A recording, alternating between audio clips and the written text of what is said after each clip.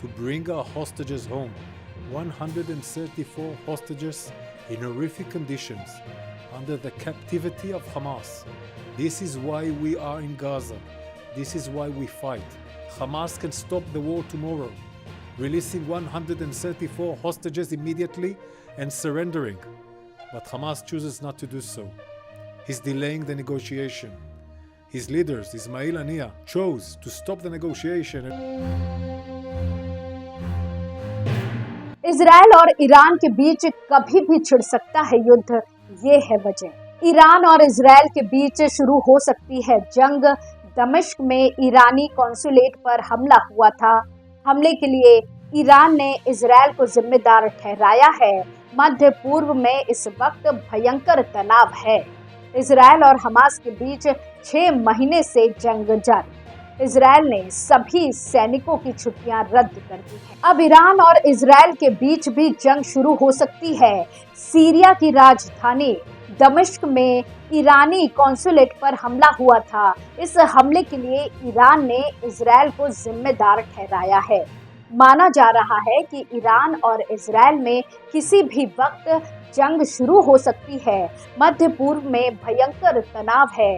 Israel और Hamas के बीच 6 महीने से जंग जारी है और अब इजराइल और ईरान के बीच भी जंग का खतरा बढ़ रहा है। माना जा रहा है कि किसी भी वक्त इजराइल पर ईरान का हमला हो सकता है। इजराइल भी यही मानकर चल रहा है, इसलिए उसने इसकी तैयारी भी शुरू कर दी है। इजराइल ने सभी सैनिकों की छुट्टियां रद्द कर दी हैं। साथ ही रिजर्व सैनिकों को भी बुला लिया गया है। इतना ही नहीं, स्थानीय मीडिया रिपोर्ट्स बताती है कि ईरान के संभावित हमले से बचने के लिए तेल अवीव में फिर से शेल्टर खोले जा रहे हैं। अब सवाल ये है कि ये सब क्यों हो रहा है। तो आपको बता दें कि इन सब की शुरुआत सीरिया की राजधानी दमिश्क में ईरान के कॉन्सुलेट पर हवाई हमले से हुई। ये हमला 1 अप्रैल को हुआ था। इस हमले में 13 लोगों की मौत हो गई थी, जिनमें 6 सीरियाई नागरिक थे। मारे गए लोगों में ईरान के इस्लामिक रिवॉल्यूशनरी गार्ड्स कोर यानी IRGC में ब्रिगेडियर जनरल मोहम्मद रजा जाहिदी भी थे। वे IRGC की कुछ फोर्स के अहम व्यक्ति थे। अल जजीरा के मुताबिक फरवरी 2020 में जनरल सुलेमानी की हत्या के बाद ये दूसरी घटना है जब ईरान के टॉप कमांडर की मौत हुई है। इस हमले के लिए ईरान ने इजराइल को जिम्मेदार ठहराया है। ईरान के सुप्रीम लीडर आयतुल्लाह खामेनेई ने कहा कि इस हमले का ऐसा जवाब दिया जाएगा कि उन्हें अपने किए पर पछतावा होगा। वहीं इजराइल ने अब तक इस हमले पर आधिकारिक रूप से कुछ नहीं कहा है। रिपोर्ट्स के मुताबिक एक इजरायली कमांडर ने बताया कि वो कुछ फोर्स की बिल्डिंग थी जो दूसरे देशों में अभियान चलाती है। इजराइल डिफेंस फोर्स के प्रवक्ता रियल एडमिरल डेनियल हगारी ने बताया कि वो कॉन्सुलेट या एम्बेसी नहीं थी, वो कुड्स फोर्स की बिल्डिंग थी। पेंटागन की deputy press secretary Sabrina Singh ने कहा था कि अमेरिका का मानना है कि ये हमला इजराइल ने किया था। वहीं दूसरी तरफ ईरान ने कॉन्सुलेट पर हमले के लिए इजराइल को जिम्मेदार ठहराया है। ईरान ने हमले की धमकी भी दी है।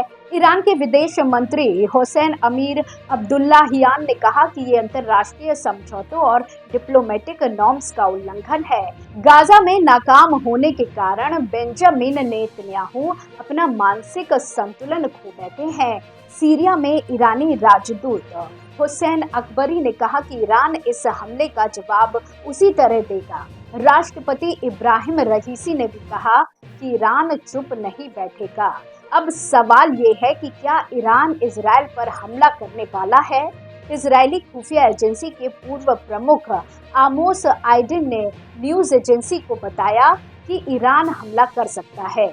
या तो वो सीधा सैन्य हमला करेगा या फिर प्रॉक्सी वॉर यानी कि ईरान समर्थित हिजबुल्लाह इजराइल पर हमलों को अंजाम दे सकते हैं।